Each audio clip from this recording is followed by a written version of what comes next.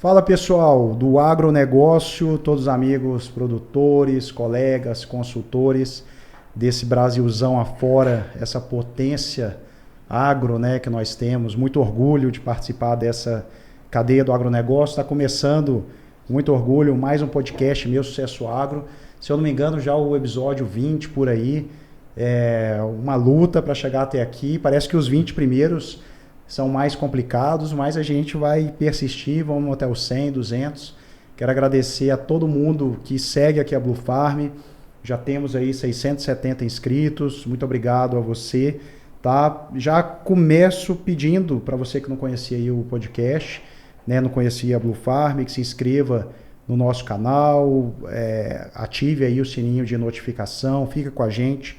Aqui, esse podcast, ele tem o intuito de disseminar as melhores práticas de gestão dentro do agronegócio, né? Porque o agronegócio ele precisa de voz, ele precisa de técnica, ele precisa de conhecimento, assim como todos os outros negócios. Então, vamos valorizar, né? Vamos nos dar as mãos. Espero que a gente possa fazer por onde esse podcast ser um dos podcasts que você escuta aí no seu carro, no seu dia a dia, né, e que você realmente absorva conhecimento. Beleza, pessoal? Agradecer rapidinho aqui os nossos patrocinadores, a The Hills Brasil, tá? Que é uma empresa de nutrição animal. Se você é cliente da The Hills Brasil, comenta aqui o que você acha da The Hills, como é que está aí na sua propriedade, onde que eles estão acertando, se tem alguma coisa que eles podem melhorar. Se você ainda não é cliente da The Hills Brasil, talvez não esteja tão satisfeito aí com a sua empresa de nutrição, quer uma segunda opinião, né? Se você produz gado de corte, gado de leite, suíno, aves, equinos, tá? Entra no site da The Hills Brasil, né? Contacta o pessoal ou também comenta aqui, entra em contato com o nosso Instagram que a gente faz essa ponte e o pessoal vai te atender aí muito bem. Muito obrigado a The Hills. Se você quiser apoiar aqui o podcast Meu Sucesso Agro, a sua empresa do agronegócio, entre em contato com a gente também que a gente vai trocar essa ideia. Pessoal, hoje estamos inovando, né? Temos um convidado e um co-host de peso, né? De gabarito aqui. Então, o nosso tema hoje, a gente vai falar, o Thiago Moreira de Carvalho, que está aqui com a gente. Thiago, primeiramente, muito obrigado aí pela sua presença. Eu que agradeço. E o Marcos Vinícius, da Terra e Negócios, né? Estamos com um time de peso aqui. Muito obrigado, viu, Marcos? Boa tarde, eu que agradeço. Então, pessoal, hoje a gente vai falar para você que é produtor de suínos, produtor de aves, frangos, ovos férteis, ovos comerciais. Eu sou suinocultor, né? Também somos avicultores. E vou aproveitar e já deixar um abraço para toda a cadeia de suinocultura, de avicultura desse Brasil. Uma coisa fenomenal, eventos maravilhosos. Um abraço aí para todos os profissionais desse segmento. Thiago, muito obrigado novamente. Conta para a gente aí um pouquinho sua trajetória, quem que você é, como é que você chegou no agronegócio e por que esse nicho aí voltado a aves e suínos. Primeiramente, eu gostaria de agradecer pelo convite, agradeço também pelo co-host, também muito gentil de estar aqui junto com a gente. Agradeço toda a equipe do podcast e também você, ouvinte. Bom, meu nome é Thiago Moreira de Carvalho, eu sou professor da Universidade de Brasília, né? Eu ministro a disciplina Direito no Agronegócio, que é uma matéria muito interessante que visa justamente fazer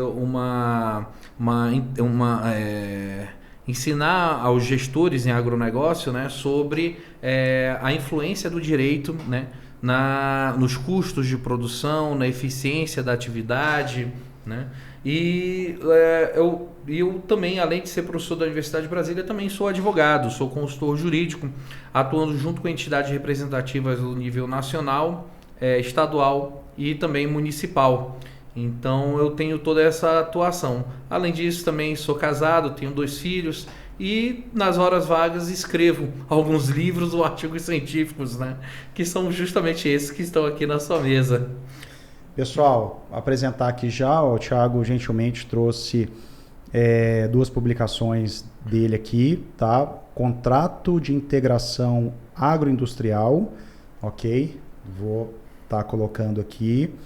E, Thiago, onde que o pessoal que tem interesse de adquirir esse conteúdo, esses livros, e o segundo aqui, ó, pessoal, gestão de custos nos contratos de integração agroindustrial. É o Thiago Moreira, o Edson Kenji Ishikawa, Matheus Barpe Pierozan, tá? Essa publicação aqui. Aonde que o pessoal encontra? Pode encontrar facilmente na Amazon. Só basta colocar o nome, ou o meu nome, ou o nome da obra, que já vão aparecer os 2 exemplares. Tanto o verde quanto o azul. Bacana. Parabéns. Thiago, deixa eu te perguntar. O pessoal geralmente, a primeira coisa é currículo, né? Qual que é seu currículo, tal. É professor da UNB, 2 livros. Acho que só o pessoal procurar aí que vai achar todas as suas patentes, né? Vamos dizer assim. Mas o que você faz, o que o seu trabalho faz que agrega na vida dos seus alunos, dos seus amigos e dos seus clientes? Eu acho que isso, né, é bacana da gente perguntar. Bom, é uma pergunta complexa, né? Complexa. Mas eu creio que o principal atributo, né, que nós acabamos de contribuir está relacionado principalmente com a transparência, com a análise, né, do contexto. Então, o trabalho do consultor jurídico é justamente dar transparência nos desdobramentos jurídicos, né, legais, dos contratos, dos acordos que são realizados. E por que nesses 10 últimos anos teve uma necessidade tão grande de ter uma advocacia especializada em integração vertical? Talvez esse seja um dos pontos mais interessantes. E talvez por isso que eu esteja aqui. É porque é um setor que ainda ele é carente de transparência. Por exemplo, os produtores, quando eles ingressam, né, na atividade, eles muitas vezes falam que eles foram envolvidos por um canto da sereia. Essa é uma expressão bem comum do produtor integrado, né? Seja de aves ou suínos ou tabaco, né, em alguns casos. E eles, por que eles falam que é um canto da sereia? Porque quando algumas agroindústrias, né, elas percebem que um produtor tem um interesse de investir, elas apresentam todo um projeto, todo um plano, onde geralmente a remuneração do produtor é muito alta e os custos de produção são extremamente baixos. E aí o produtor, então, ele conduzido por essa conversa de algumas agroindústrias, ele consegue pegar um financiamento mais fácil com os bancos e acaba investindo na atividade. Entretanto, quando ele investe na atividade e ele já está no seu primeiro ano, né, exercendo, né, a produção de aves ou suínos, ou de ovos, ou de peru, ou de tabaco, seja o que for, ele percebe onde ele se meteu. E muitas vezes ele percebe que aquele custo de produção, né, ou aquela remuneração que foi prometida, muitas vezes ela não é alcançada, ou muitas vezes ela não é o suficiente para pagar os custos de produção. Muitas vezes ele reavalia o projeto dele, percebe que muitos elementos que deveriam estar constando naquele projeto não constam. Né? Então, assim, nesses 10 últimos anos, a gente vem percebendo justamente a necessidade do quê? De transparência. Então, o papel do consultor jurídico, do advogado nessa história, é justamente jogar luzes, é dar transparência para o produtor, para poder orientá-lo nos seus acordos, né? E também nas suas projeções e nos seus planos de atividade rural. Entendi. Aquele planejado, quando chega no realizado, Isso. muitas vezes não fecha a conta do que foi. Mas deixa eu te perguntar uma coisa, para a gente dar 2 passos para trás. Sim, sim. Como que se estabeleceu esse formato de verticalização, de integração que reina hoje no Brasil? Da onde que isso veio? Foi da Europa? E a gente tem um modelo muito próprio, muito particular, né? E as atividades de aves e suínos, elas tiveram uma adesão, né, pelo seu modelo talvez muito intensivo, de realmente virar uma integração. Como que isso chegou no Brasil? Dá um panorama sobre isso. Nossa, essa pergunta é uma aula. Mas resumindo, seria mais ou menos o seguinte. Na verdade, esse modelo de verticalização, ele surge nos Estados Unidos no início do século XX. E ele foi baseado em algumas teorias econômicas que buscavam justamente maximizar a eficiência da atividade produtiva. Então, obviamente eu não vou querer cair em academicismos, mas a ideia vou traduzir em outras palavras. A ideia mais ou menos no início do século XX era o seguinte: se eu sou uma empresa e produzo aves, é muito mais custoso eu produzir essas aves por minha conta. O que sai mais barato então? Terceirizar. Eu chamar um produtor rural, ensinar para ele sobre qual é o tipo de ave que tem que ser produzida, qual é o padrão que tem que ser produzido e quando ele tem que me entregar esse animal. Por quê? Porque eu não acumulo determinados custos, né? Custos de transação, que a gente chama na academia. E esses custos acabam, na verdade, ficando para o produtor, né? Ele que fica responsável por determinados custos. Então, para mim, como a agroindústria, né, obviamente dentro desse exemplo que eu estou dando, é melhor eu terceirizar esse serviço, orientar os produtores e eu recebo um produto com qualidade, quantidade e a frequência que é desejada. Esse modelo ele foi exportado dos Estados Unidos para o Brasil mais ou menos na década de 60, lá na região de Santa Catarina. E lá é que é o berço da integração vertical, tanto de aves como suíno no Brasil, e que foi crescendo. Só que o problema é o seguinte: quando a produção de aves suínos surgiu no Brasil, essa produção verticalizada, né, ela tinha um caráter muito diferente. Por quê? Porque a relação entre a agroindústria e o produtor era uma relação era uma relação mais quase equânime entre as partes, né? Não totalmente, obviamente, sempre a agroindústria teve um poder maior perante o produtor integrado. Só o que aconteceu nessa história? Naquela época o Brasil não era um país ainda competitivo no agronegócio. Muitas vezes a produção de aves e suínos ela tinha como objetivo atender demandas internas. Então a relação ela era uma relação muito própria, muito próxima, né? Tanto que você lendo os relatos antigos dos produtores, eles falavam que a agroindústria era uma verdadeira mãe, um verdadeiro pai, né? Nessa história. Cabia a cada um talvez o seu papel, aquilo que faz melhor. Isso. O produtor produzia com excelência e deixava a indústria processar, e era uma relação realmente que os dois tinham um propósito final. Isso, perfeito. Mas isso, então com o tempo talvez os interesses econômicos, onde o negócio começou a desandar. Mas até antes, são curiosidades, viu? Sim, vontade. Hoje, não sei se você tem essa informação, esse dado. Sim. Qual que é a percentagem na avicultura e na suinocultura de produtores que estão num sistema vertical de integração e quantos são independentes? Eu acho que em suíno talvez eu possa dar um chute. Sim. Como eu sou da cadeia, eu acredito que talvez pelo menos 60% hoje está em processo de integração. Você tem esse número, Thiago? Olha, suínos eu não tenho, porque suínos você tem integração e atividade independente. Isso. Então acaba que... Aves é mais forte ainda, né, do que suínos. É quase... É unânime. É quase unânime. Até pela particularidade de aves, né? Então, um investimento muito grande, muito grande. Entre 40 e 45 dias você já tem que fazer o abatimento do frango, né? Então, assim, a integração é quase que algo mandatório dentro de aves. Mas eu te cortei. A gente estava em Santa Catarina, aonde foi o berço disso. E como que isso evoluiu, essa integração de lá para cá? Perfeito. É porque a integração, na verdade, ela é um método extremamente eficiente para cadeias produtivas que buscam se organizar. Resultado, né? Resultado. Ela é excelente. Então, assim, se você tem como objetivo organizar uma cadeia produtiva ou trazer maior eficiência para uma agroindústria, a integração vertical ela é um remédio, ela é um ótimo instrumento. Maravilha. Isso não tem dúvida. A questão é a divisão do bolo, das tarefas e dos resultados. Então, esse na verdade talvez seja a grande questão, né? Diversas cadeias produtivas, né? Como dividir esse bolo, né? Porque acabou que esse modelo se espalhou para os outros estados, Santa Catarina, Rio Grande do Sul, Paraná, Rio Grande do Sul, veio para o Centro-Oeste, foi para o Sudeste também, né? Agora, o que aconteceu para a gente falar um pouco sobre essa questão da divisão? O Brasil, a partir do ano 2000, ele começou a ter um protagonismo muito grande na produção de frangos e suínos, né?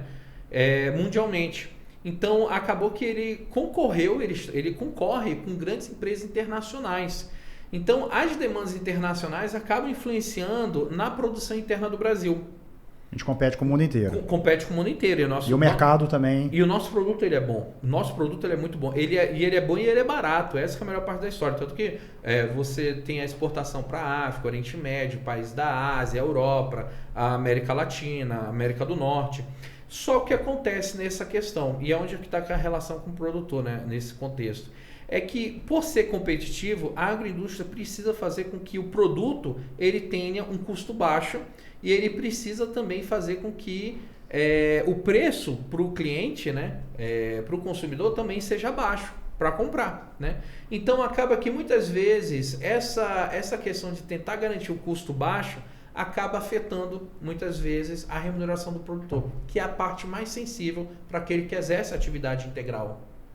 Entendi. A gente já vai entrar na parte mais técnica de direito, onde o Marcos vai praticamente conduzir aqui, mas pensando na questão do produtor que está pensando em aderir, você no início falou a aderir, né, a um sistema de integração ou não, porque a integração é quase uma franquia, né, você parar para pensar.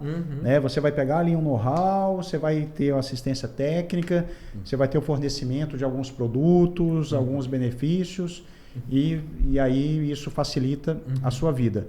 Mas o que um produtor ele tem que se atentar, ou que ele tem que procurar se resguardar ao pensar em entrar em um sistema de integração? O que ele tem que avaliar antes de assinar? E aí vem outra pergunta junto, que é quando que o produtor deve buscar um profissional né, do direito do agronegócio, como você, especialista nisso, para poder tomar essa decisão?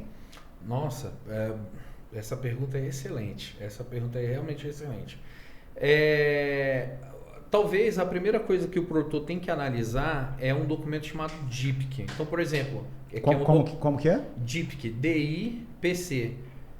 Documento de Informação Pré-Contratual. Esse documento é muito parecido com uma franquia. Na franquia você tem a figura do COF. Né? Carta de oferta de franquia. E na integração vertical você tem o DIPC. Então é o primeiro documento que você tem que ler. Agora, e por que é tão importante esse DIPC? Porque ele vai mostrar para você qual é o cenário da integração vertical daquela integradora. Né? Nós temos grandes integradoras no Brasil e essas integradoras, então, elas elaboram esse documento que é obrigatório de ser entregue. Só aí que está um ponto que eu recomendo que você observe, que é justamente duas informações, que é a estimativa de remuneração média do produtor.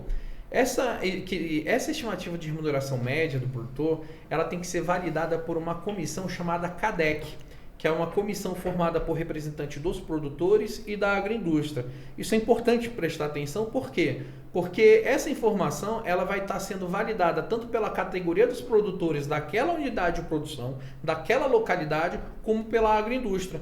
Antigamente, o que acontecia? Algumas agroindústrias simplesmente colocavam as informações dela, né? Que eram da conveniência dela. E o que acontecia? Simplesmente se começou a perceber que essas informações eram muitas vezes generosas, né? Não se adequava à realidade. Então, para evitar essa situação, a lei dispõe que há uma necessidade de validação tanto da categoria dos produtores como da agroindústria. Né? E a segunda informação que o produtor tem que ver dentro desse documento, desse DIPC, são os parâmetros técnicos e econômicos validados também pela CADEC. Aí você vai perguntar, mas Thiago, o que seriam esses parâmetros técnicos e econômicos? Os parâmetros econômicos estão relacionados com a viabilidade econômica financeira da atividade. Né? Quantos ciclos produtivos nós vamos ter por ano? Quais são os custos de produção? Qual é a atratividade? Né? Entre outras questões que são relevantes de serem observadas. Tanto que no nosso livro, Gestão de Custos, no livro azul que eu trouxe, ele vai tratar justamente sobre quais são os pontos que o produtor tem que observar, né? Na hora de analisar esse DIPC. E nós temos também os parâmetros técnicos, que são aqueles aspectos tecnológicos /sanitários. Qual é o tipo de equipamento, como é que vai se dar a questão as questões sanitárias, como é que vai se dar a questão da avaliação da ração dos animais, né, para saber se eles estão adequados para a produção e para o consumo humano posterior. Né? Então, assim, é complexa a questão. Infelizmente, esses aspectos que eu comentei, que é a estimativa média de remuneração para os técnicos econômicos, muitas integradoras não colocam essas informações validadas pela CADEC no DIPC. Ou seja, elas colocam as informações que elas querem e muitas vezes o produtor desavisado é levado a erro a investir numa atividade que muitas vezes não se mostra sustentável. Tiago, só vou um pontinho aqui para finalizar isso, e você Sim. falou uma questão de sanidade. Eu acho que o Marcos comentou aqui antes da gente iniciar sobre algumas de responsabilidades, né? De caso haja um problema sanitário. Eu acho que é uma coisa bacana, mas só para fechar esse assunto, é o seguinte, eu ia alertar o pessoal que, além dos parâmetros técnicos e econômicos, tem o famoso benchmark, né, Thiago?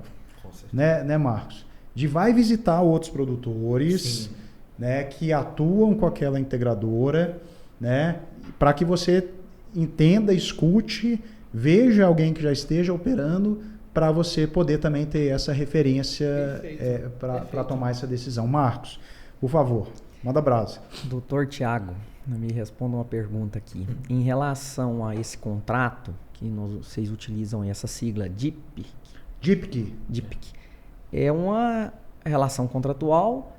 Ela tem qual natureza esse contrato? Vamos fazer uma analogia, um contrato de parceria, de arrendamento? Eu estou contratando o quê? Como é que eu posso entender ele aí? Essa pergunta é uma pergunta muito boa. Também é uma pergunta muito boa. Qual é a natureza jurídica desse contrato de integração, né? Bom, esse contrato, ele antes de 2016, ele era um contrato atípico, né? Então ele não estava no nosso ordenamento jurídico.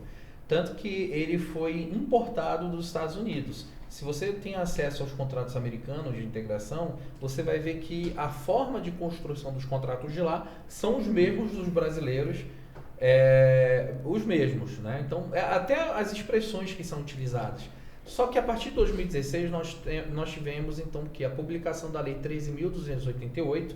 Essa Lei 13.288 ela vem justamente tipificar o contrato de integração vertical, né?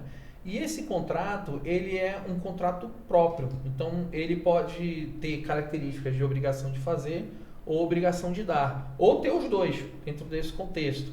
Então, ele é um contrato que ele se diferencia do contrato de parceria, de arrendamento, né, e de demais outros contratos agrários. Ele é um contrato próprio, hoje em dia, com uma realidade muito própria. Por isso que é muito difícil a gente conseguir explicar para os alunos, né, sobre esse contrato, porque ele é uma realidade muito própria, né? Ele é ímpar, vamos dizer. Ele né? é ímpar totalmente. Ele é ímpar. Tem a particularidade, né? Totalmente diferente. Não tem nenhum outro que dá pra gente fazer uma analogia com ele, algo comparativo, né? Isso. Não tem porque...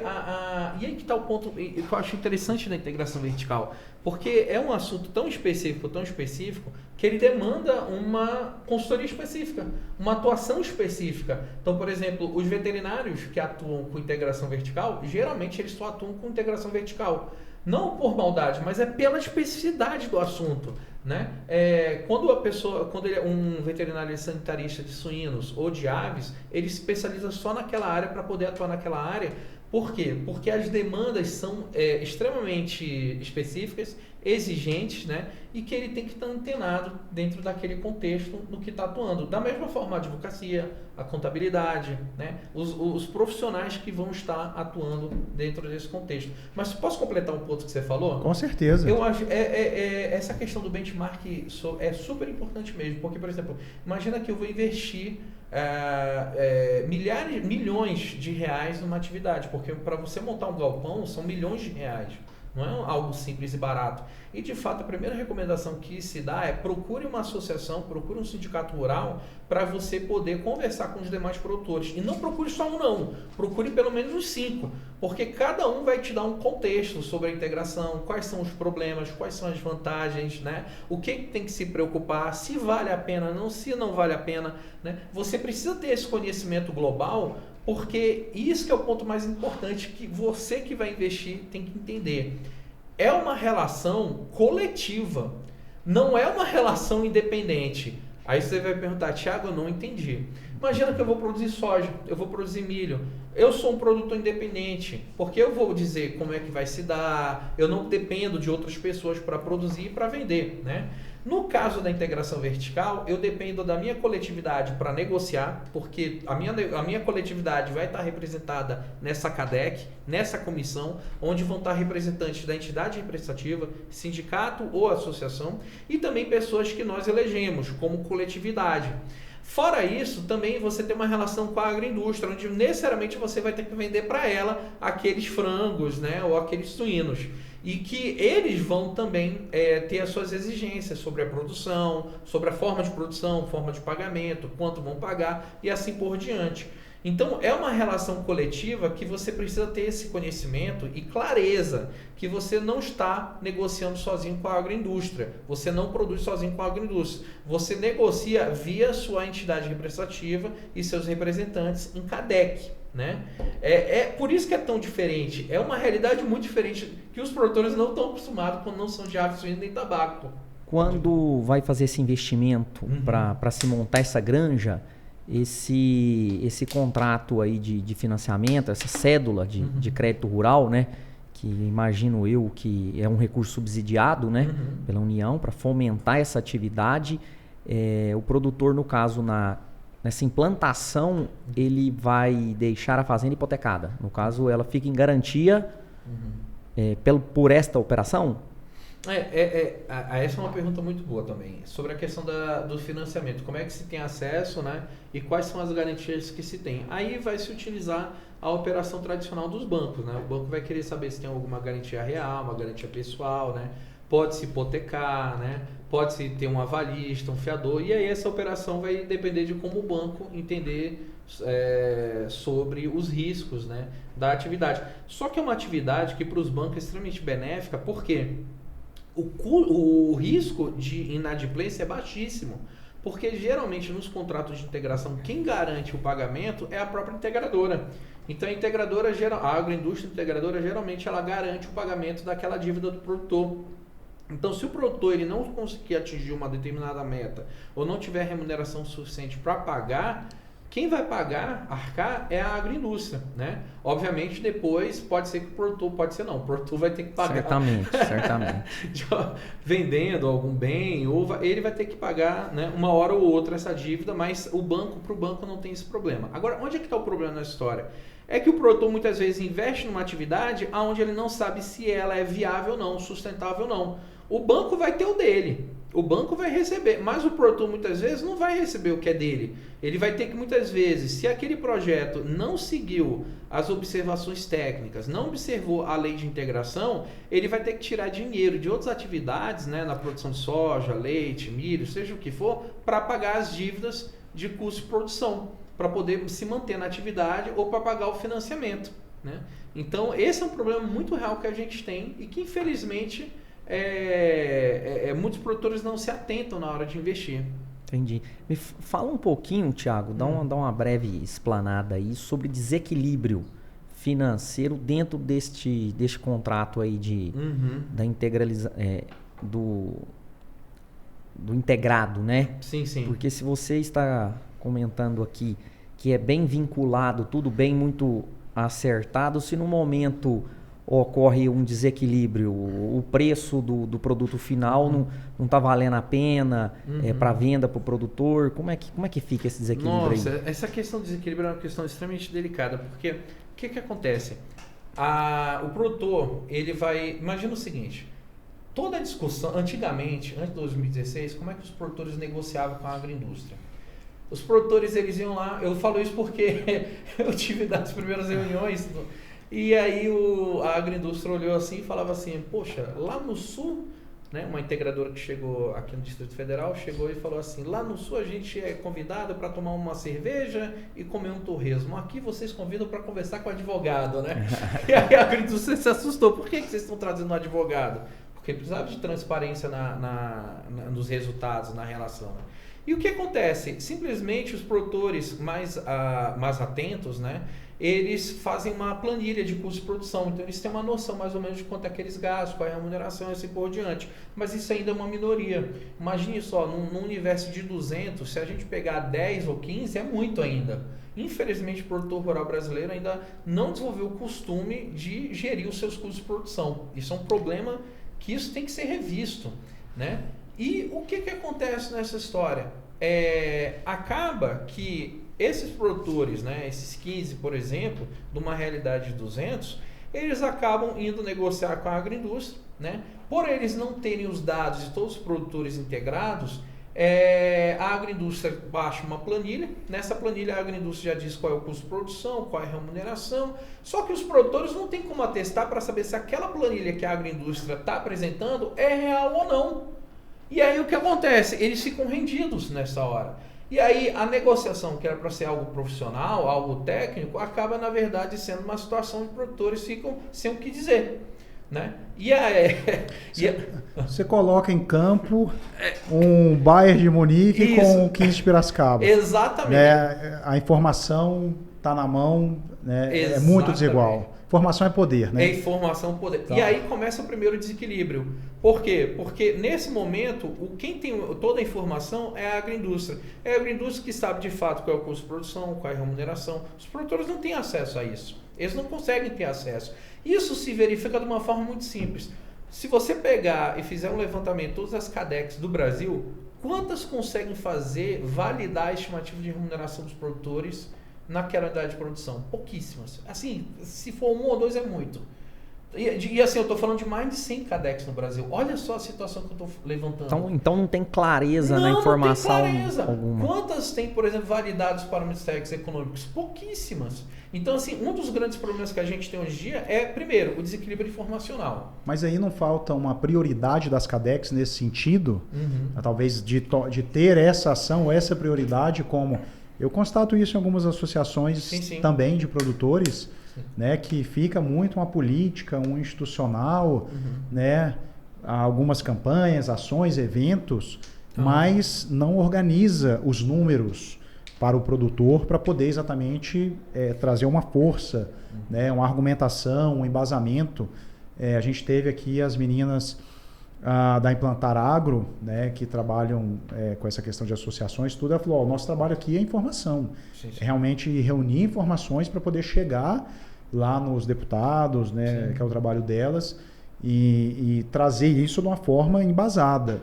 Então, talvez não seja as CADEX não precisariam ter essa prioridade, essa priorização de fazer esse compilado das informações? Isso, na verdade, é o primeiro ponto que a gente sempre sugere, né? Que você tenha organização dentro de uma associação, de um sindicato rural, né? Que você receba os RIPs, né? RIP é o borderô de resultado daquele ciclo produtivo. Então, demonstrativo. É o demonstrativo, isso. Para quê? É para saber a vida do outro, quanto ganha? Não, é para justamente você poder tabular aquilo para saber qual é a estimativa de remuneração média, quais são os custos de produção, qual é o problema, os principais penalidades existentes, entre outras informações que são necessárias para você negociar uma melhor remuneração. Mas o grande problema hoje em dia que eu digo, na verdade, não está relacionado só à organização das associações. Isso, na verdade, a gente já vem acompanhando na última década, né? Os produtores, cada vez mais, eles estão se organizando, se profissionalizando. A gente vê isso na cara dos produtores. O problema, na verdade, ainda está relacionado com uma prática cultural autoritária de algumas agroindústrias. Ok. Entendeste? Então, assim, algumas agroindústrias entendem que determinadas categorias de produtores, né, como avicultores e suinocultores, eles não têm que ter todas as informações que a lei dispõe, né? Ou simplesmente eles têm apenas que obedecer às orientações da integradora, se esquecendo que esses produtores, na verdade, são empresários rurais, né? Agora, essa é uma situação que a gente tem de problema, né? Então, por exemplo, muitas vezes uns relatos que a gente vê pelo campo são intimidações de algumas integradoras em face das lideranças dos produtores ou dos próprios produtores de não se organizar ou de, por exemplo... De até penalizações e sanções, né? Exata, indevidas. E quase retaliações, né? Não sei, retaliações. Não sei se chega no termo ameaças, mas o produtor se sente... Ameaçado. Intimidado. Vamos intimidado. a palavra intimidado. Intimidado. Intimidado porque...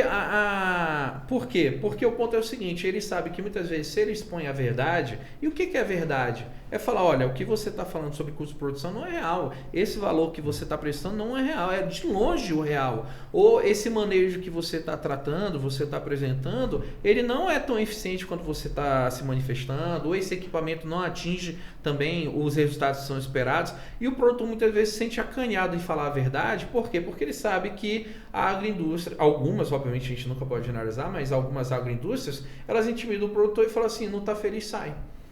Ou rescinde o contrato dessa pessoa, e a pessoa tem um financiamento de 3 milhões, 4 milhões, 5 milhões, então ela vai rescindida e vai ter que arcar sozinha um financiamento para uma atividade que só serve para produzir ou suíno ou frango. Então essa prática cultural ainda, ela infelizmente ela é existente. E sabe o que é o mais interessante da história?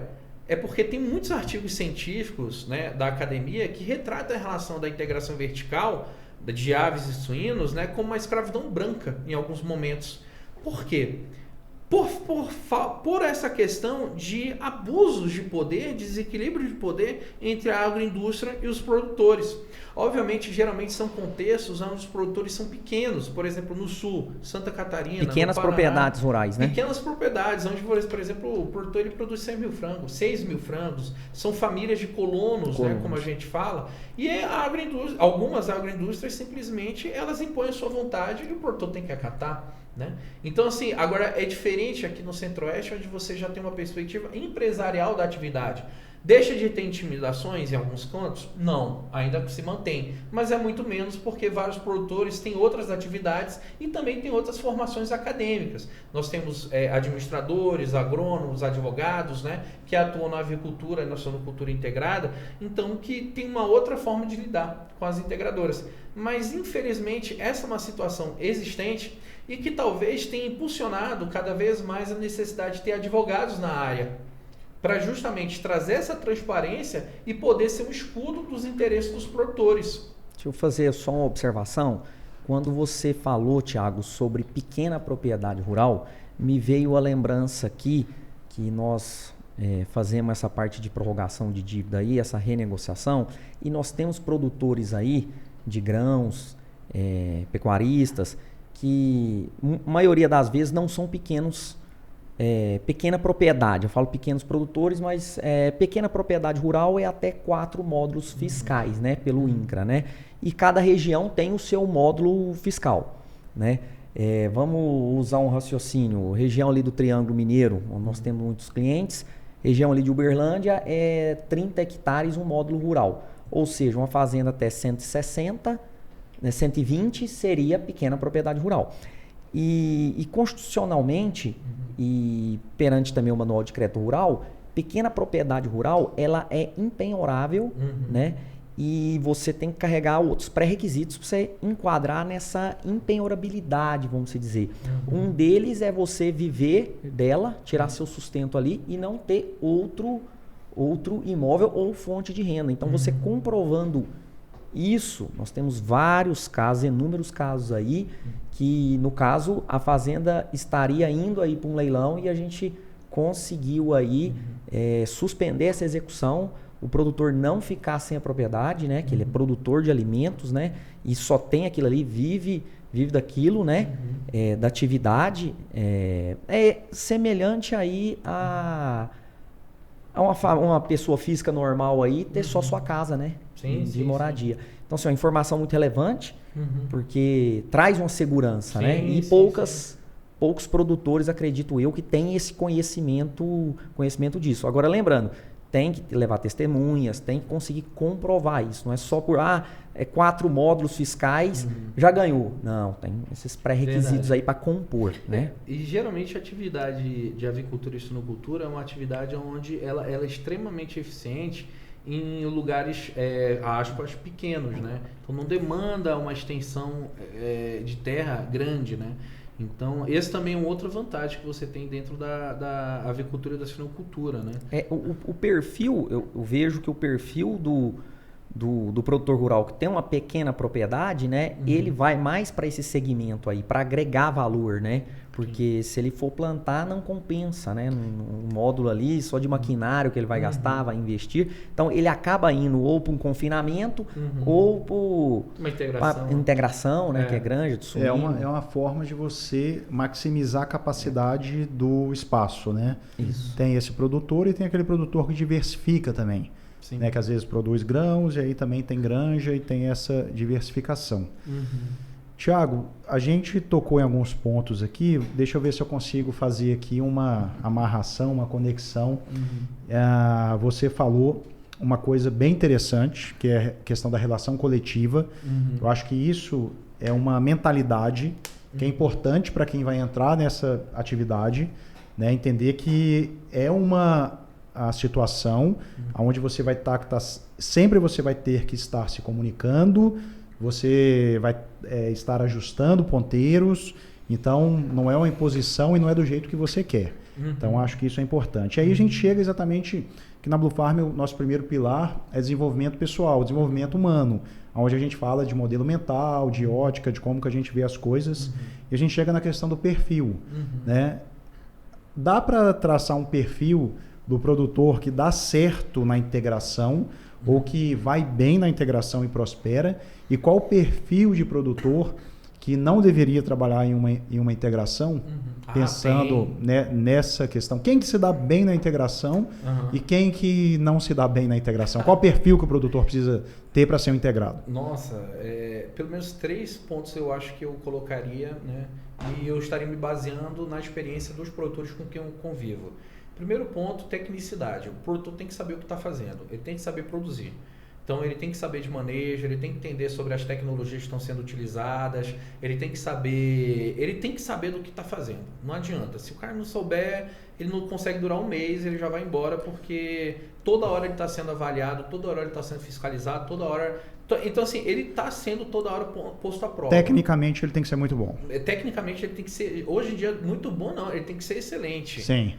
A palavra é excelente, porque pouca margem de erro, então. Tem pouca margem. Porque o nosso... Gente, falando uma coisa... Que a margem é muito pequena mesmo de lucratividade. O nosso produto, ele é excelente. Ele é muito bom. Nosso frango brasileiro... Nós sabemos disso. Ele é muito bom. Não estou fazendo aqui... Ele é muito bom. Então, a gente... quando se tem essas sanções, tudo, geralmente... É por questões políticas. É por questões políticas, proteção, isso. Né? Mas... Então assim, o produtor que vai mexer com ele já está mexendo com uma coisa muito boa. Então ele tem que saber tecnicamente mexer, né? Ser um cara extremamente hábil. Segundo ponto que eu percebo que ele tem que entender sobre questão de negociação. Ele tem que entender que ele está dentro de um contexto de negociação coletivo. Então ele não está falando só em nome dele, ele está falando em nome de todos os produtores daquela região, né, daquela unidade de produção.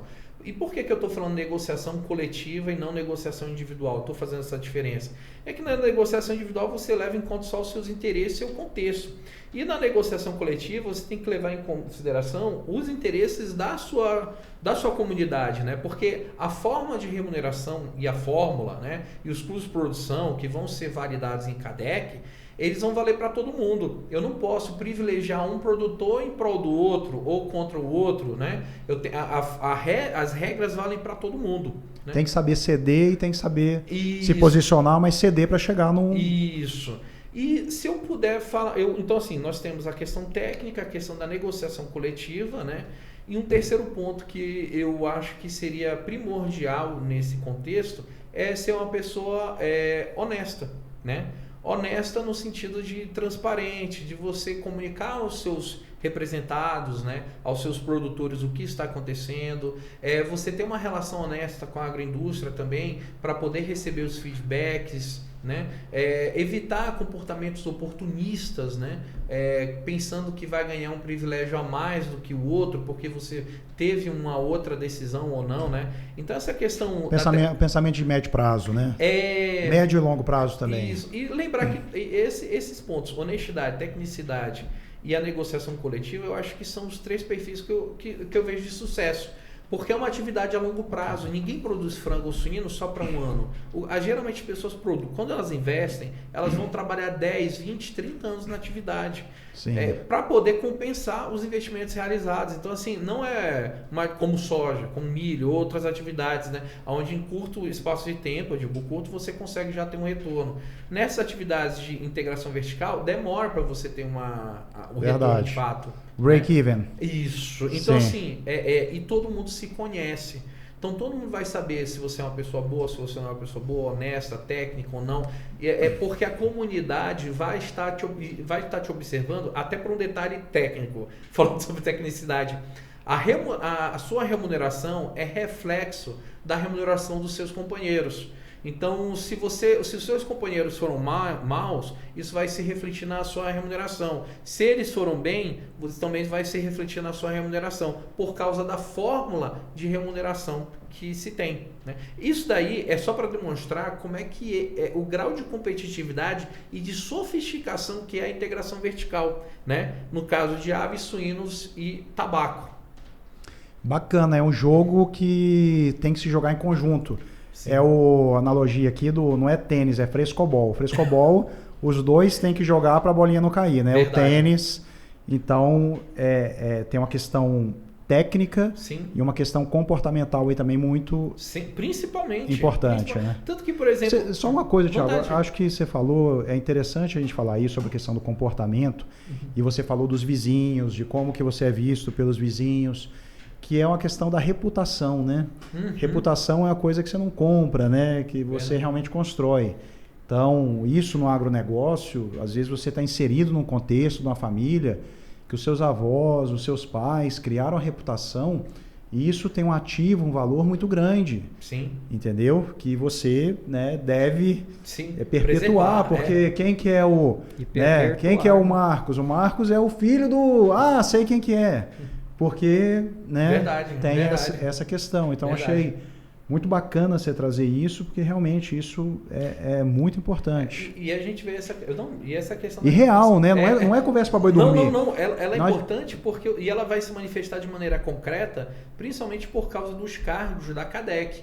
Porque, por exemplo, uma pessoa que vai para a CADEC, que é essa comissão formada por representantes dos produtores da agroindústria, é geralmente alguém que goza de confiança da comunidade. Então é alguém que a própria comunidade referencia. Pô, é fulano é fulano sério, é um bom técnico, o cara sabe produzir bem, etc.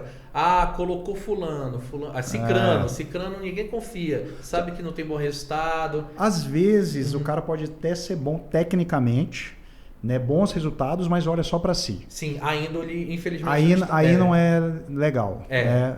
Complica, né? Pro todo, enfraquece. Sim, enfraquece para todo mundo.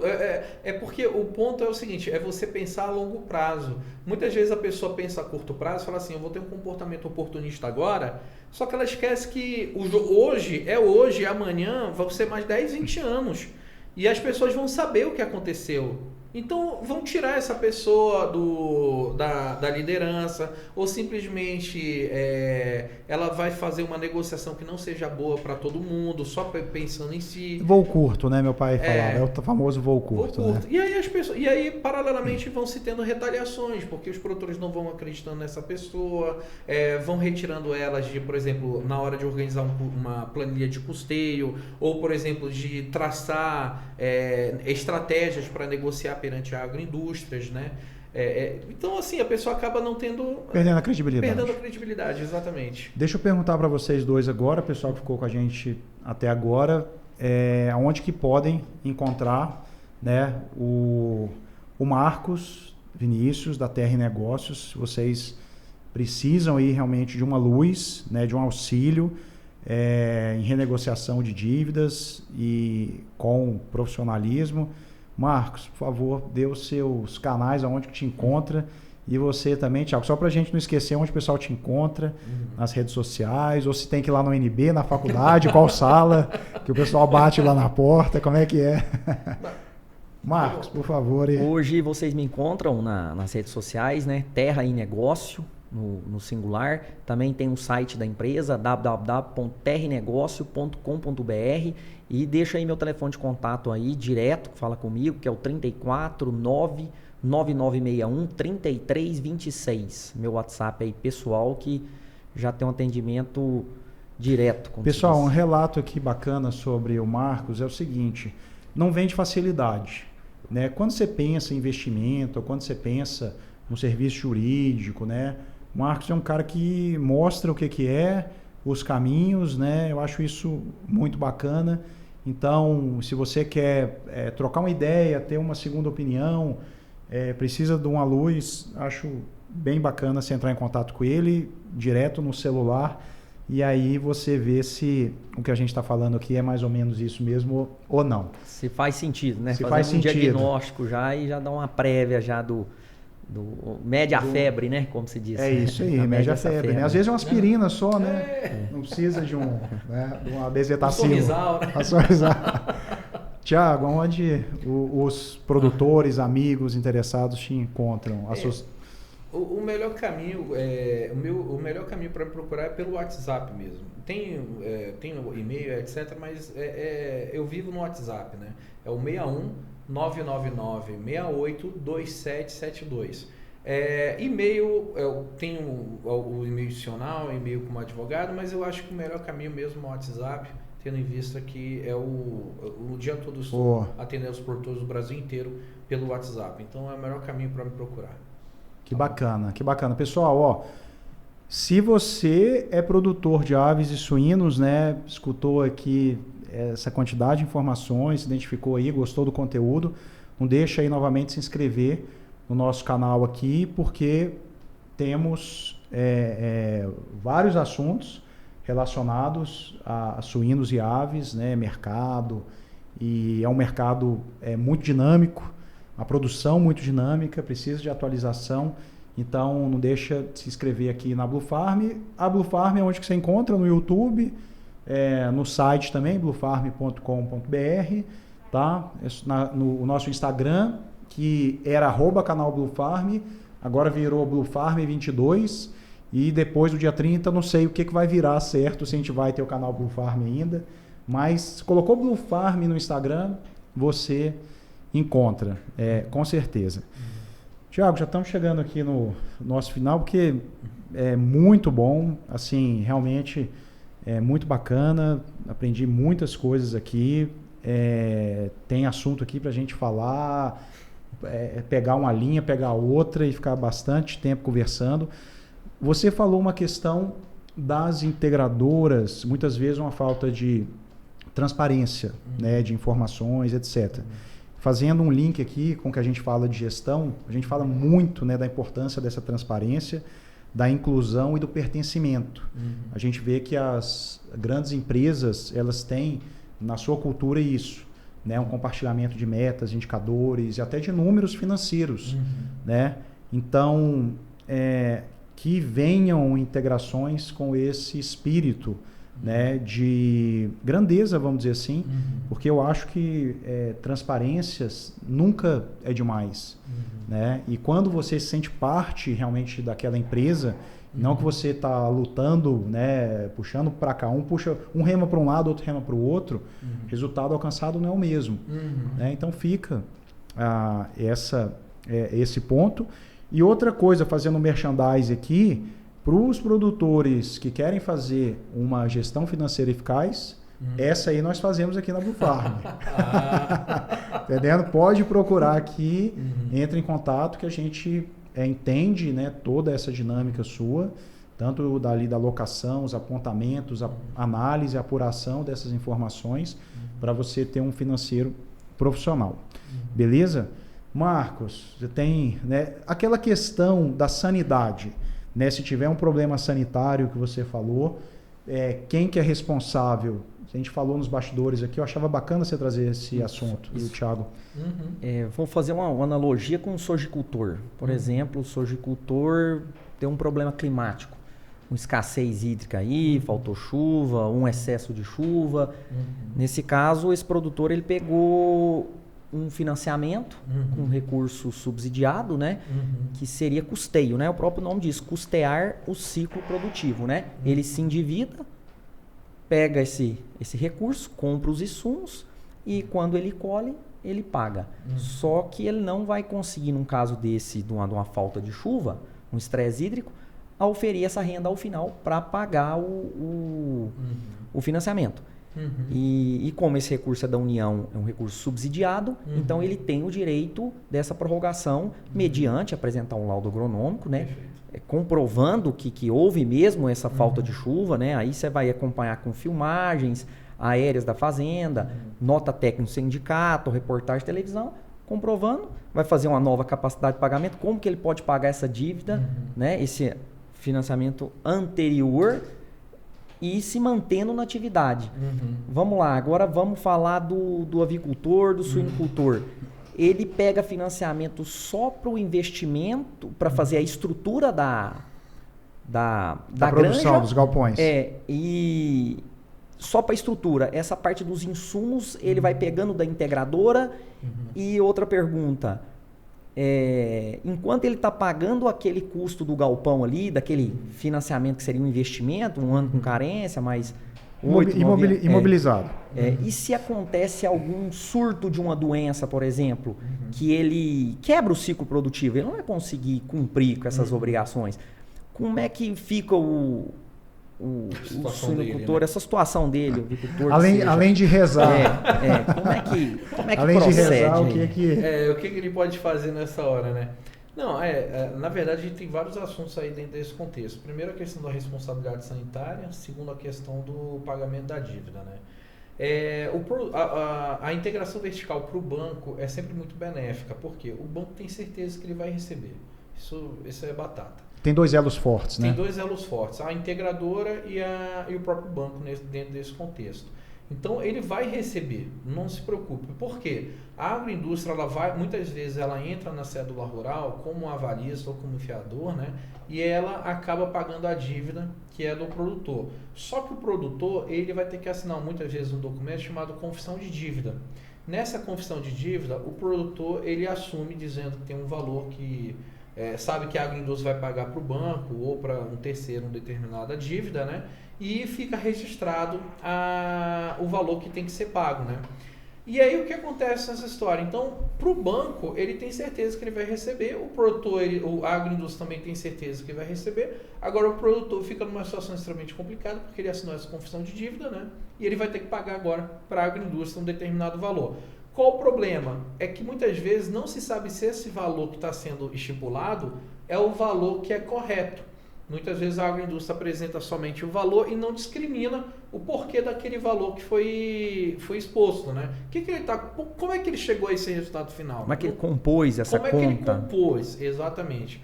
E o segundo ponto que a gente tem, que é a questão da responsabilidade sanitária. O que acontece?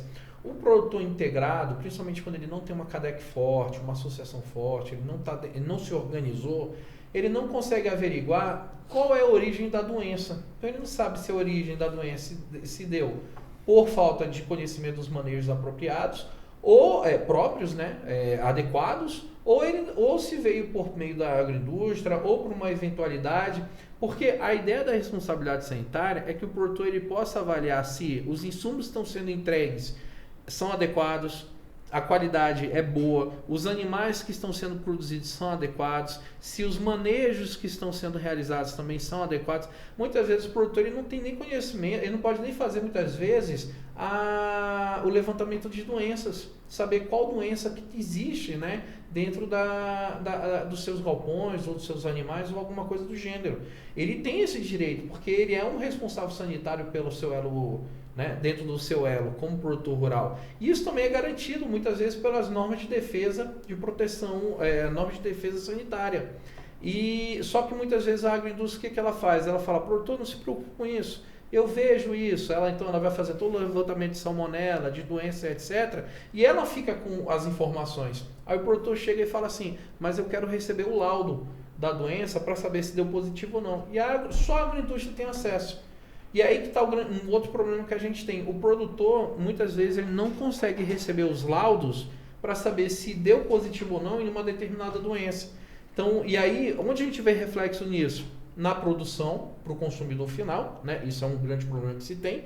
E o segundo problema é na remuneração do produtor, porque o produtor simplesmente ele percebe no seu demonstrativo que está escrito lá, por exemplo, na doença, negativo. Mas na hora da remuneração, a remuneração deu como se fosse positivo. tem alguma coisa de errado, né? E muitas agroindústrias não apresentam esse laudo. Esse é um problema muito real. Hoje em dia, se eu pudesse falar para vocês, eu acho que só uma ou duas CADEX têm acesso aos laudos de doenças. A maior parte das CADEX do Brasil não tem acesso aos laudos. E eu não estou falando, gente, só está escrito positivo ou não. Estou falando laudo de fato, né? Mas então, a questão logicamente que é a questão da transparência, né, sim, que a gente sim. está falando aqui, da informação, mas se a responsabilidade, se a origem dessa responsabilidade sanitária foi no caso aí da integradora, ou não, se foi um escorregão, deslize, uma falta de atenção do produtor, o que muda na questão do pagamento do financiamento? Isso tem algum impacto? Sim, não, impacta, porque a partir do momento que eu sei quem foi o culpado, esse culpado vai ter que assumir, né, a responsabilidade. Ele tem que assumir a responsabilidade. E muitas vezes, por exemplo, imagina hipoteticamente que a doença foi trazida por culpa da agroindústria. O ônus uma cama, uma falta de um devido cuidado, seja o que for. Então a integradora tem que ser responsabilizada e não o produtor. Agora imagina que foi o produtor, então o produtor tem que ser responsabilizado. Agora qual é o problema que a gente tem? Hoje em dia o produtor, como ele não tem acesso aos laudos, a levantamentos de qualidade dos animais, das rações, ele não pode exercer de fato sua responsabilidade sanitária. Na maior parte dos casos, ele acaba sendo responsabilizado. Okay. Entendeu? E ele não sabe se de fato ele foi o causador ou não daquela doença. Esse é o problema que a gente tem. Entendi. É a questão realmente do equilíbrio, né? Do equilíbrio, da falta de transparência. Vou te fazer uma pergunta antes da gente finalizar aqui. Sim. Se você fosse criar aves ou suínos, né? Eu já fui professor, também já dei aula, você deve escutar muito isso. O que é melhor, professor, criar aves ou suínos? Se você tivesse que optar hoje, Thiago, para fazer uma granja de aves ou suínos, o que você daria? Olha, eu vou ser bem sincero, essa pergunta eu acho que caberia muito mais para um zootecnista, um veterinário. Do que para você. Do que para mim. Mas, por carinho, eu com certeza seria avicultor. Avicultor. Mas mais sobre um aspecto sentimental do que qualquer outra coisa. Obviamente. Sim, do que uma coisa técnica. Exatamente. Até porque o meu quarto livro, eu escrevi um outro livro que é sobre abatimento de frango halal. Né? Normas de abatimento de frango halal, que foi um estudo que eu fiz entre as normas do Brasil e as normas dos Estados Unidos. Que bacana, isso dá um podcast bom, hein? Está super convidado para a gente poder falar sobre isso. E é bem interessante, que aí vai mostrando sobre a importância do frango, né? Sobre a alimentação no mundo, né? Principalmente dos países muçulmanos, dos países cristãos, dos países como Israel, judeu também, né? Que tem o kosher. Mas é bem interessante, por isso que eu tenho uma identificação mais à avicultura. Que show! Thiago, quero, antes de tudo, te agradecer pela sua presença aqui, essa participação, essa transmissão de conhecimento, né? Marcos, muito obrigado pela sua participação. Espero, né, contar aqui com o apoio, o conhecimento de vocês aí para outras oportunidades. Última pergunta, quero fazer assim, teve alguma pergunta que eu não fiz, que a gente deveria ter feito, que você gostaria de trazer? Poxa, obrigado. Tem uma pergunta que é: por que você escreveu um livro sobre gestão de custos? Isso aqui é muito bacana, mas como assim a gente tem pouco tempo, sim. E eu fiquei bem realmente, eu fiquei com muita vontade de ler esse livro aqui. Vamos lá. Eu resumi em 10 segundos. É porque infelizmente nós temos poucos livros sobre gestão de custos. E o produtor que for investir na atividade, seja qual ela, tem que entender de gestão de custos. Não adianta. Se você não entende de gestão de custos, você não lucra, você não consegue voar na atividade. Então, esse livro foi escrito justamente com o Edson Ishikawa e o Matheus Perizan, um veterinário e outro zootecnista, excelentes profissionais dedicados à área e que justamente elaboraram esse documento junto comigo, essa obra, para auxiliar os produtores que querem ter maior eficiência na atividade. E também estudantes e outros profissionais que têm interesse. Tiago, ontem eu estive no programa Força Agro da Jovem Pan falando sobre gestão de custos, explicando exatamente isso, que o que é gestão de custos? É você classificar, né, você organizar esses números para que você entenda aonde que você gasta, qual o seu perfil de gasto e, né, porque tem duas formas de você ter lucratividade, ou gastando menos ou ganhando mais, comprando melhor ou produzindo a mesma quantidade com menos quantidade de dispêndio financeiro. Então, para que a gente tenha, não é só cortar. Quando a gente fala em gestão de custos, né, muitas vezes o pessoal fala onde que a gente corta. Né? E não é assim, não dá para sair cortando a torta direita. Você tem que entender qual que é o seu perfil, se dentro da atividade os outros produtores têm o mesmo perfil de custo para você poder entender. Sim. Então, a primeira coisa, tem que fazer o dever de casa, entender os seus números para depois você trilhar um caminho de sucesso. Pessoal, muito obrigado a todos que estiveram com a gente aqui nesse podcast. Espero que vocês tenham gostado. Assistam novamente, pegar todas as informações, anotem, deixe os comentários aqui pra gente de o que você escutou, do que você quer agregar, tá? E aí sim a gente consegue fazer aqui um ecossistema bacana, interativo. Muito obrigado a todos. Blue Farm, o agronegócio ao Brasil que já deu certo e se Deus quiser vai continuar dando. Valeu, pessoal. Até a próxima.